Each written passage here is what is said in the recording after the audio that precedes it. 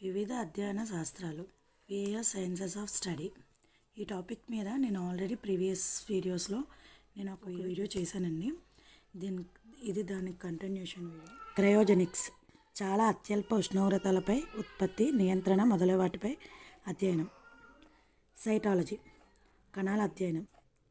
డాక్టిలాలజీ వేలిముద్రల అధ్యయనం. డాండ్రాలజీ చెట్లపై అధ్యయనం. ఎకాలజీ జంతువులకి, వృక్షాలకి, పరికరాలతో గల సంబంధాలను అధ్యయనం. ఎంబ్రియాలజీ పిండాభివృద్ధి అధ్యయనం. ఎంటమాలజీ కీటకాల అధ్యయనం. ఎపిగ్రఫీ చారిత్రకాలం నాటి శాసనాలలోని ప్రాచీన లిపిని అధ్యయనం. ఎథ్నాలజీ జాతుల పుట్టుక, పరిణామం గురించి అధ్యయనం. ఎటిమాలజీ భాషలో పదాల ఆవిర్భావాన్ని అధ్యయనం. అథాలజీ జంతువుల స్వభావ అధ్యయనం. జెనెటిక్స్ జన్యువుల అధ్యయనం. జెరంటాలజీ వృద్ధాప్య కాలంలో వచ్చే వ్యాధుల గురించి అధ్యయనం.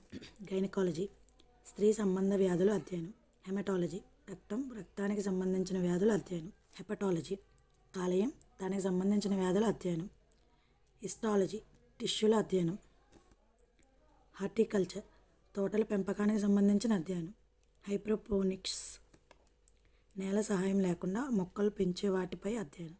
హెప్నాలజీ నిద్ర అధ్యయనం. ఇక్తియాలజీ చేపల అధ్యయనం.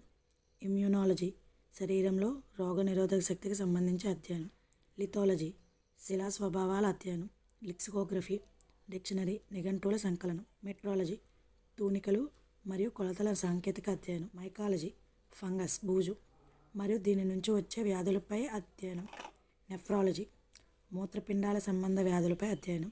న్యూరాలజీ నరాల సంబంధించిన వ్యాధుల అధ్యయనం. న్యూమరాలజీ సంఖ్యలపై అధ్యయనం చేయడం. న్యూమిస్మాటిక్స్ నాణేలు మొదలగు వాటిపై అధ్యయనం చేయడం. పార్ట్ 3 కింద వీడియో చేస్తాను.